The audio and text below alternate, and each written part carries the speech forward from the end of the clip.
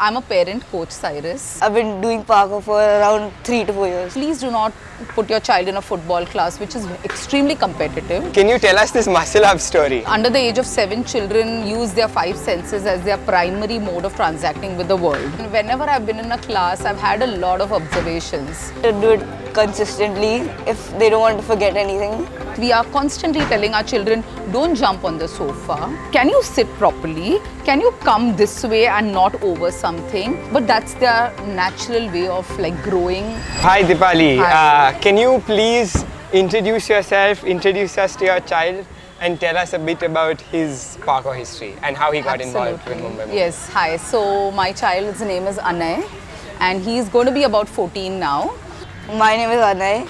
I've been doing parkour for around 3 to 4 years. 4 years now, at Yeah. least. Superb. How did you start parkour? Why did you want to start parkour? I think we discovered parkour it was a chance discovery, and the term parkour was also known to us only because of the video game called Minecraft. So when I happened to see on Instagram there's a kids parkour class, the word parkour was like, wow, this is going to fascinate my child. So I looked up and it was really close to my home. So we asked for a trial session and the kid came thinking he's going to be in a video game, he's going to be that Steve guy in Minecraft. And after the first class, there was no looking back. I saw a video about it and I always liked jumping in other sports. So then I came for a trial class and it was very fun. Which video did you see? It was in the old center. They Oh, were okay, climbing okay. that bar, that red bar. Oh, so you saw a video of the actual class? Yeah. Oh, nice. Okay. I'm curious, how did Anay initially, what were his thoughts on parkour? Because he says something to us in class, but what was his feedback to y'all? I think his feedback was that I have to go to a parkour class every single day. The first and the foremost was the coaches, who I can tell you by sitting in a class that they were so quietly and gently motivating. They were so much fun. I remember the games, the floor is lava. They were playing so many games like treasure hunt. So fun, motivation, never were being compared with other children. Wherever the kid was, he was being motivated to do more. I think that was giving him that confidence that, oh, now I can do this. I feel confident in my body. So I want to do more. And I remember at some point in time, he was asking you guys that, oh, I did level 1, now till what have you done, the coach? Now for the kid, the sky is the limit. He wants to be better than the coach. So that's what he felt about parkour. Super. Fantastic. Dipali, tell us a bit about yourself. What do you do? Yeah. So I'm a parent coach, Cyrus. I also facilitate a communication skills program called How to Talk So Kids Will Listen and Listen So Kids Will Talk. Let me tell you, Cyrus, even though I may have not mentioned it ever, but I feel like you have a knack for understanding what children want. You, Coach Dipanshu, and all the coaches are so childlike. I mean, you all have never gone down this route of disciplining, timing out, which I have seen in other classes coaches do. Even if you all want a child to actually do something in a way that you want, you will guide him playfully. So I think the primary crux of everything that happens here is play, right? Correct. And which is a child's primary language is play. And the coaches, it's almost like the coaches have entered the child's world. And that's why whenever I've been in a class, I've had a lot of observations. How you very gently guided children to overcome their own fear at their own pace and then take that leap, literally and figuratively. So it comes very naturally to you, and because you're the founder, to all your coaches. I've seen that. I mean, and whenever I do my workshops and I talk to parents and they say that my kid feels very slow in their body, and which class should I enroll them? They ask me sometimes. And very recently I told a parent that please do not put your child in a football class, which is extremely competitive. Somebody is always going to be better. The ball is going to be taken away. Put him in a class where he's having fun while developing body confidence. This is what parkour, I mean, y'all are living by the spirit of it. I think you mentioned in the last workshop, friendship, bonding, camaraderie, all of those principles. You all are very silently doing it. I'm giving a whole theoretical explanation, but you all are living that. I feel like that's the only way that anybody learns anything, right? Yeah. Nobody learns anything Yeah. in life from lectures. Yeah. They only learn it from experiences. So you have to have them experience it. And it's coming very beautifully from you guys. And I personally feel like children do not want to compete. They just want to have fun. Correct. Until they're put in a place where, you know, you say, oh, now you got to come first. So this is a sport which I think is more for the joy of it, and just to get better and to challenge yourself. Your competition is only you, right? Yeah. While I gather my thoughts, anything else you'd like to share with parents, or if looking at them from a parent's point of view? Because we try to tell parents a lot of things, but we're not parents. Yeah. So from being a parent, anything that you'd like to share Yeah. with other parents? So I want to say that a lot of times parents, you know, children are naturally born to move.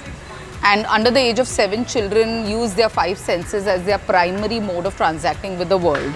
So a lot of times as parents, we are constantly telling our children, don't jump on the sofa. Can you sit properly? Can you come this way and not over something?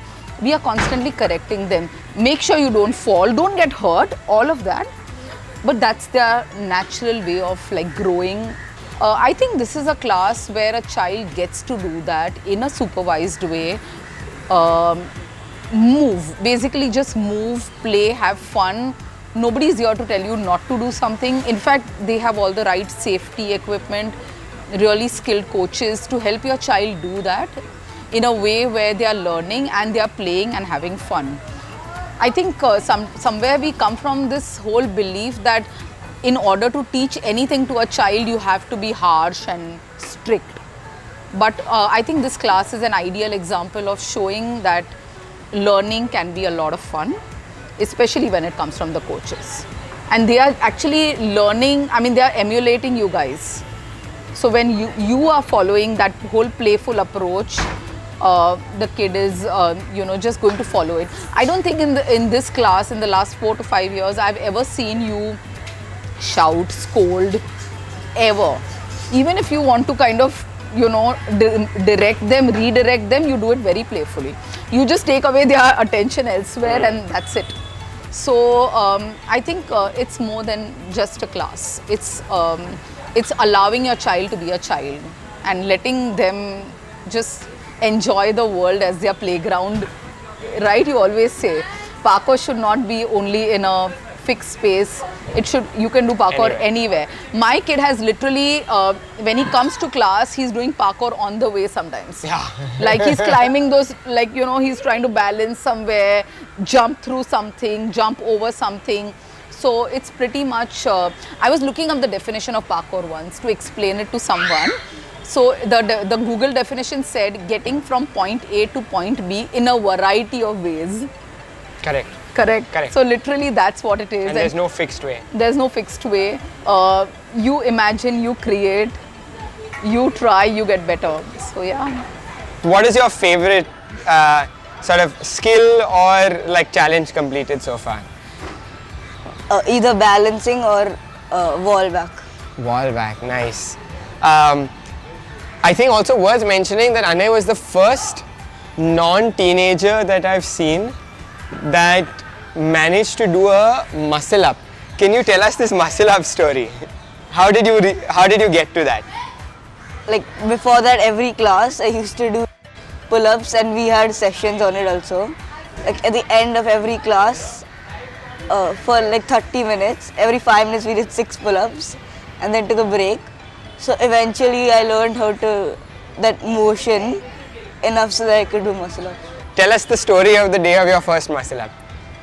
I had gone to the August Kranti Maidan near my house and I had seen a YouTube video on how to do it.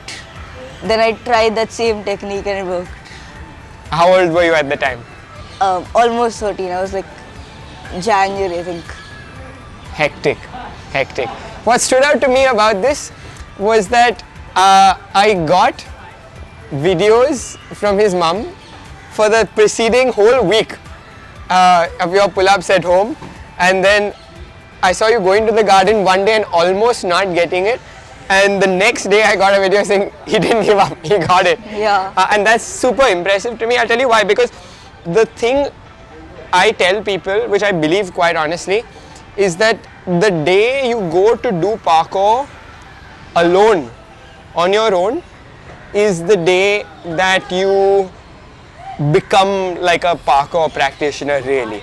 Anything else you wanna say, like people your age or people thinking of starting parkour, what would you tell them? I would tell them to do it consistently if they don't want to forget anything, Super. and they should try to master whatever they like the most. Fantastic. I think a lot of credit goes to you as well for putting him through that, and thank you for supporting us again so consistently for the last 5 or 6 years. I don't have to say it, but I'm sure we're gonna be with Anay for a long time, Yes. one way or another, because Absolutely. at a certain point, you know, you have so many shared experiences together that you're united by that bond a little bit, and then after a certain point it's not a class anymore, it's a community. Yeah. And Anay knows, I think, already from attending now workshops with people from halfway across the world that he's like part of that community. He's met people, and as he grows up and explores places, parkour is going to be that lens that he continues to view the world through. So superb. Thank you so much. Thank you. Thank you, Cyrus. Thank you. You guys deserve all of what I've said, and I mean every word. And I hope you rise and shine, and you're all over India and all over the world, and every kid gets a chance to experience this wonderful, wonderful community and coaches like you. Absolutely. Thank you so much.